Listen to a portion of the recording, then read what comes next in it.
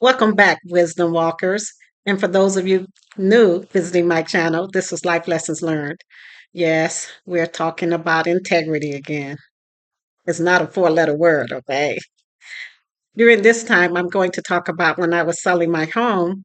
And for me, as you guys know, integrity is utmost in the things that I do, whether how I communicate with people, how I relate to them, and also my expectations as to how they would relate and communicate with me. Now, of course, we can't control how others act or react in situations, but we can still stick with what our expectations are and let that be known. So, in this particular time in my life, I was in the market of selling my home. If you saw any of my previous videos, you'll know that once my girls were grown and gone and off to college or off with their lives, I decided to sell my home and move into a an apartment. So that way that big home could be for actual family. Well, as I was doing that, of course, I was getting prospective buyers that would, contact my realtor and, that kind of thing. Well, and I actually didn't didn't have to wade through a lot of them because the home really was a beautiful home. So we were constantly getting calls for it and things like that. And you know me, I decided that, we wouldn't be doing a lot of back and forth and negotiating and me trying to get every last dime from someone. That's just me. If people who want to do that when they're selling their homes or cars or whatever, if it works for you, go for it. But for me, that wasn't so important because I really wanted to sell the home. I really wanted to get into my apartment and, start my life and do the things that I was going to be doing. And I wasn't, I knew that I would make a profit from it because of the listing price and everything that I had done to, have it upgraded. So all of that was good. Well, this one uh, person put in a bid for it, and I think she like overbid by 1,500 or something like that. Maybe she was trying to outbid someone else. I don't know. But really nice. She came through more than once. I think total time she came once by herself, and then once with her realtor, and then she wanted one more look at the house, which is fine. I mean, you're buying a home, so you want to see it more than once, I would think. Well, she had made the offer, and my realtor had accepted it. So he had given me a call and say, "Hey, we the house is going to be sold. Just make sure that everything is in order, that kind of thing," which was fine. And I was really excited. I was like, "Wow, this happened really quickly. Everything is good."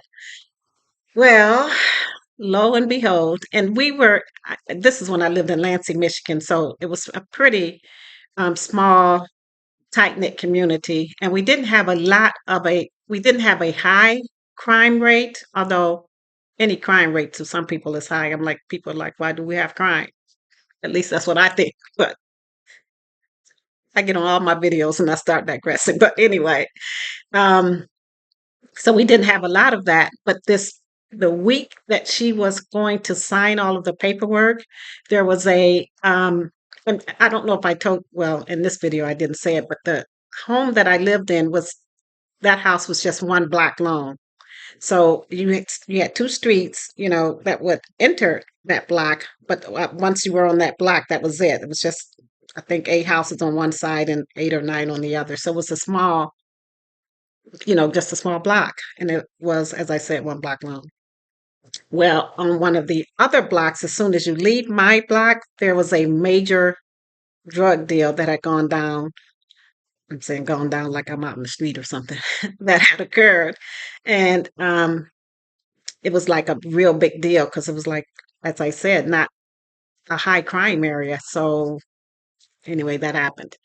So I saw that, and it was in our, Lansing State Journal kind of paper. So it was like it's not like the major news. Well, Detroit news would be major because Detroit's a major city, but this was our major paper. And and I was just first of all shocked. I'm like, what? Drugs in our community? Oh no. Say it isn't so. But anywhere you have people, you're going to have chaos, Well, I shouldn't say that, but when there's humans cause chaos, what can I say? So I called my realtor agent and I said to him, I asked him to call the prospective buyer and her agent, her realtor, and let them know what had happened. And because she had already signed the paperwork. And that way, if she wanted to rescind, I said, allow her to be able to do so. You guys, my realtor was not having any of that. He was like, no, we're not going to do that. She's already signed the paperwork. Legally, she's obligated and what have you. And, there's a saying that goes, everything that is legal is not moral, and everything that is moral is not legal. So for me, again, as you guys know, I have to take a look at the big universal picture and see what benefits not only me, but what benefits the other party, and make sure that it's a fair settlement and a right settlement. For me, we're talking me here, I would not have felt comfortable with saying, oh, she's locked in. She's got to buy that place now. I mean, she was, a person that was single by herself. If she decided, no, that neighborhood is not what I thought, then she would have, in my opinion, the right to rescind that offer. And if I had to go in front of a judge to say, yes, I agree with her rescinding it, that's what I would have done. And so I was firm with my realtor. I said, no, I'm not comfortable with that. I really want to have this discussion with her. And if you don't have it with her and her realtor, then I'll have it with her myself. Because I'm sorry, you guys, I would not want someone not giving me that option if I were in that position. So probably a day or so, but yeah, just a day. The next day I got a call from her. And I was like, oh, okay. So I was, expecting either from her or her realtor or my realtor. Because, like I said, I wanted to make sure she got that information. And you can't trust everyone, right? So I was like, if I don't hear from her or my realtor soon, I'll just call her myself. You know what they say? Trust the dealer, but cut the cards, okay? And I didn't have a realtor that I couldn't trust. I mean, this guy was really upfront and above board, and he just had never heard of someone saying, hey, they've signed the paperwork, what if they want to change their minds, let them. So I get it.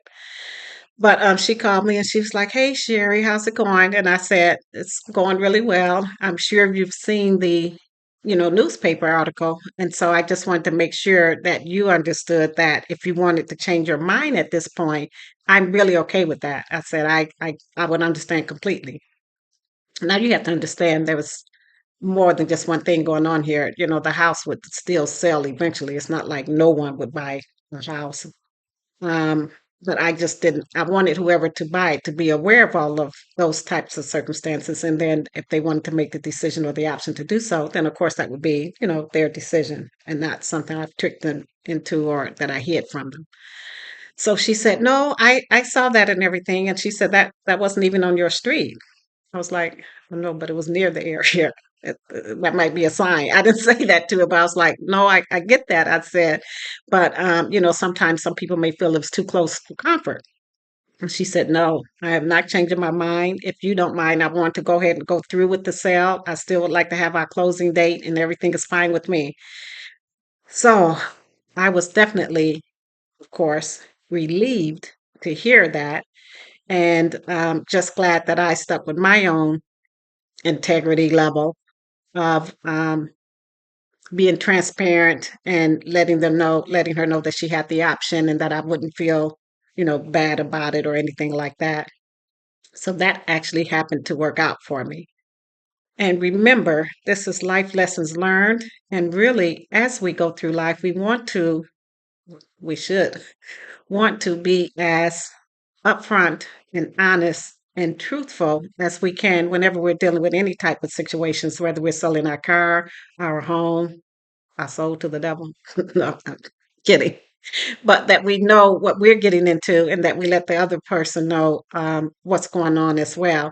If it's, in this case, it did work out for me. I can say that. Some people may say, well, what if she said no and then it was, 5 months later and you're still trying to sell your home?